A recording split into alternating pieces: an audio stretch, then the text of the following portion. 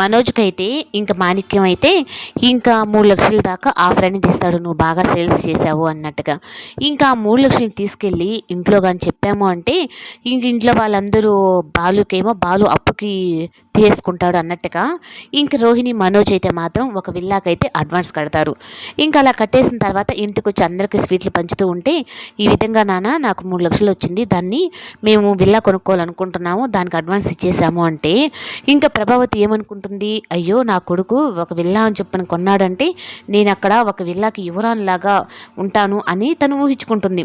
ఇంకా అమ్మయ్య కొనేసావా నాన్న నువ్వు అని చెప్పని అంటూ ఉంటే, అమ్మ నేను కొనింది నేను నా భార్య ఉండడానికి, అక్కడ మీరందరూ ఉండడానికి కాదు అని చెప్పానంటే ఇంకా బాలు మీద సైలెంట్గానే ఉంటారు.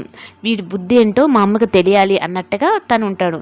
ఇంకా అలా మాట్లాడేటప్పటికీ ప్రభావతికి అయితే అందరి ముందు చిన్నపుచ్చుకున్నట్టు అయిపోతుంది. ఇంకా 3,00,000 విషయంలో అవునరా నీకు డబ్బులు వచ్చాయని నువ్వు విల్లా కొనుక్కోవాలనుకున్నావు, మరి నా డబ్బులు ఎప్పుడు ఇస్తావరా అని చెప్పి ఇంకా బాలు స్టార్ట్ చేస్తాడు.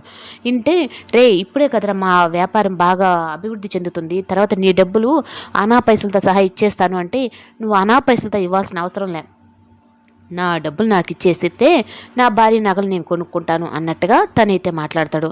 ఇంకా ప్రభావతి అయితే వీడినా నేను ఇన్ని రోజులు నా కొడుకు అనుకుంది, కనీసం రోహిణికి కూడా ఒక్క మాట నాతో అనలేదు అన్నట్టుగా ఇంకా ప్రభావతి అయితే ఇంకా మనోజ్కి అలాగే బాలుకి ఇద్దరికి మధ్య తేడా ఏంది అంటే ఈరోజు అయితే తెలుసుకుంటుంది. ఇంకా మీనా కూడా ఏంది అంటే ఏ కోడలు గొప్ప ఏ కోడలు తక్కువ అన్నట్టుగా తనకు తెలిసేటప్పటికి ఇంకా మనోజ్ మాట్లాడిన మాటకైతే ఇంకా ప్రభావతి బాధపడుతుందని రోహిణికి తెలుసు.